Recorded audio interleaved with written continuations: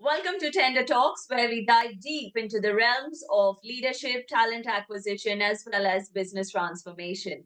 Today, we are privileged to have with us Anika Manchanda Arora, the head of India at Bentley Lewis. With her wealth of experience, she does play a pivotal role in shaping individuals as well as organizations for the right fit and the right job. So join us as we explore insights, strategies, as well as her personal experience in navigating the intricate landscape of the corporate world. Welcome, Monica. Welcome to our show. Thank you so much, Elvina, and thank you for the kind introduction. Pleasure. Always a pleasure. So, my first question to you would be, could you share your journey with us from, the beginning till where you are today? Well, I'd never thought that I'll be in talent acquisition or executive search. So to say, because I started my journey I'll start with my school journey. It was basically when everybody was heading towards taking up electives like physics, chemistry, maths versus biology to become a doctor or an engineer, which was the most covert, looked after, sought after professions in our times. And these were the only two options that we could think of, or otherwise it would be education. So I thought of becoming an engineer as well, but when I explored, it was not something that I wanted to pursue. And that's how I thought about taking up management. So after completing my MBA, I decided to go through a couple of options. I was specializing in marketing. So I worked for an advertising agency for a month. Then I realized that, this is not something that I would want to continue for a long period of time. And there is no synergy in terms of what my goals are aligned to. So that's how I pivoted towards an exciting opportunity where my first professional setup was there. It was into executive search. It was with a firm called GLG. It's into expert network. And that's how I started my journey. I had no idea about how executive search works, how recruitment is done, what are the various instruments that we use, what are assessments, nothing of those sorts. But by leap of faith, I thought that, it's something exciting and I should pursue it because I've always been a people's person. Like even in school, I used to take part in a lot of literary events or I was a narrator. So I always enjoyed those conversations with people because I love to talk. And also, I thought that it'll be a great exercise where I'll be learning from people who are already experienced. And probably I'll carve my path on the way. So that's how I entered into the recruitment world. Starting, I had really good opportunities my way, some great mentors along the way who really guided me that how the path looks like. And yeah, now I'm in this world of executive search, really having fun, enjoying every day. Work is not work anymore. It feels like part of my being. So yeah, I would say my nugget would be from my journey that, you never know till you do it. So always explore options and you should always take up those challenges because that's where the real learning comes from. Absolutely. I completely resonate with what you say and couldn't agree more because my mantra is the same as well. Like, Yeah, it's very simple. Till you're not thrown in the deep end, you won't want to swim. There's no need. true. Absolutely. So, yeah. Absolutely. So, when we speak about hiring executives and top notch for the chair at the corporates, building teams again is an essential part for a successful business. So, what are the key qualities or the attributes that you look for in an individual who comes to you? Great question, Elvina. I think there are three aspects that I focus on. One is the most underrated, which is the cultural fit. Yeah. Thankfully, these days we've started to acknowledge it, and it has become a great factor, especially because now it is something that Gen Z really resonates with.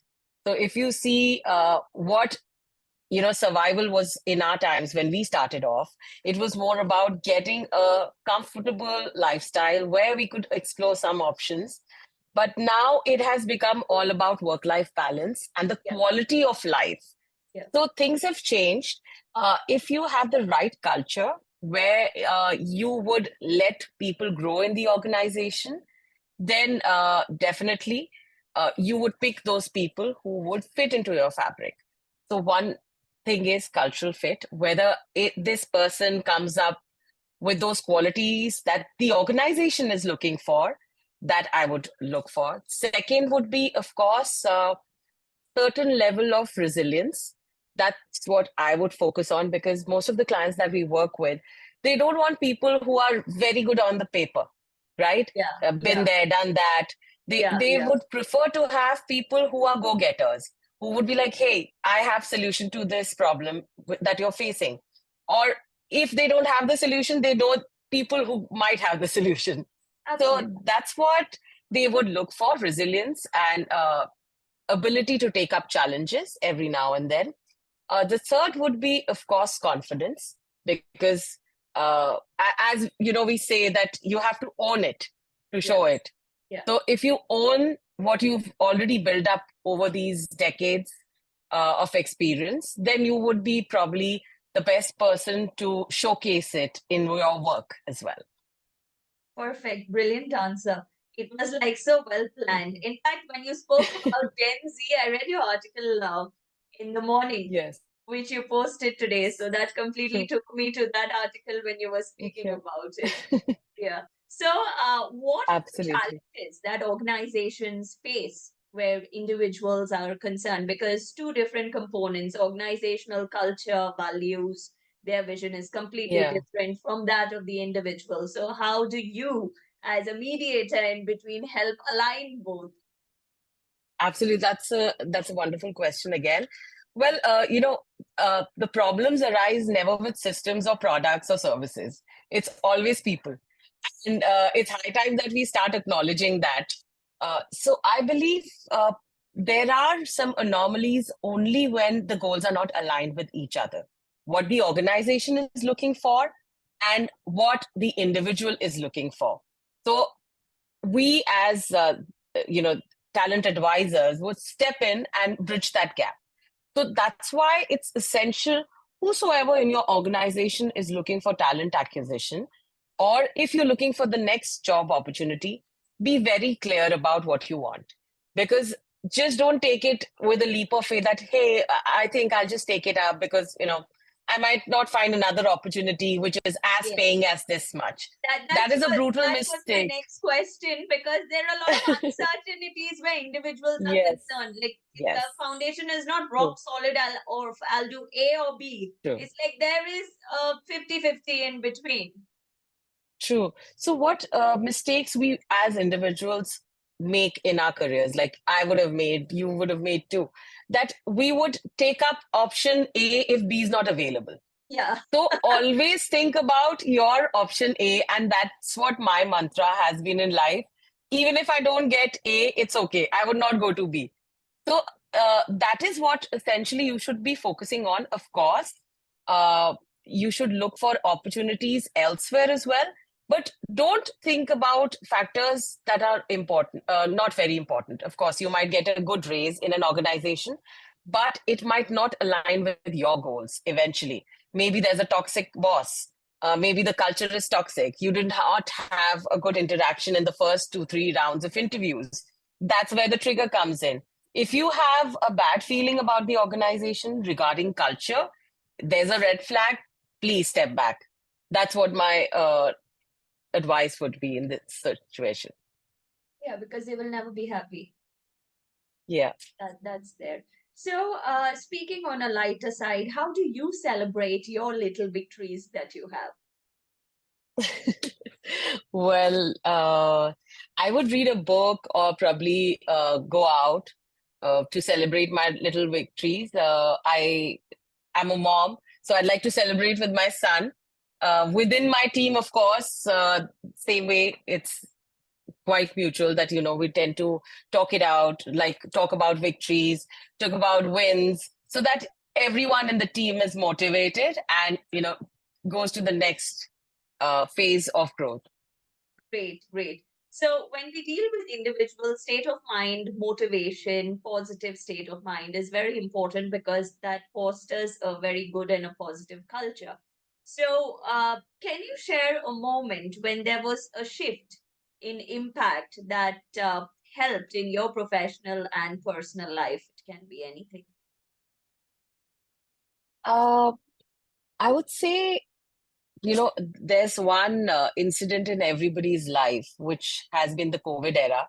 Yeah, It has created a big impact on our lives. Whether it's about the kind of work that we've been doing for the past 4 years, or whether there's a shift in mindset. So that has changed for me a lot. Like post COVID, before COVID, I was uh, quite skeptical about how remote work works, right? yeah, And now I have a very different perspective that, yeah, you can be productive even working from home. So that has been quite instrumental. And I would say that things change. And as humans, we are always up for evolution. So things have evolved with this era. Like I was quite skeptical because, I took a break from workforce for quite some time. And then I was doing something on the side on a freelancer mode. When I came back into workforce, I was quite skeptical because when I entered, it was almost COVID era. And that's when things were changing, like, going to office to suddenly yeah, being in a remote setup where you are, pivotal in controlling everything, yeah, but physically not present in that zone. right. So that's what I've learned, and it has impacted. Now I've learned how to balance my life in this situation. And yeah, it has been quite instrumental in my growth. Amazing. So, what's that last piece of advice that you would like to give the audience? I would say I really live by this quote, which is life is uphill, but the view is great. So there are situations where you feel that, nothing is working out for me. Maybe you're looking for a job and things are not working out. Or maybe you are looking for the next challenge where you don't know what to do. So hang in there because, the road might be rocky, but it's a great view at the end of the road. So that would be my advice, to be resilient. Thank you so much, Anika. Thank you for being a part of the show, and it was a pleasure having you. Lovely. And I'm sure Love. we've inspired and touched a lot of lives, and some doubts must have been cleared for a couple of people. And the ones which are not cleared, you can leave a note. Of course, either of us will answer it. So Sure. take care, and thank you so much for being here. Pleasure. Pleasure. Thanks, Elvina. Glad to be here.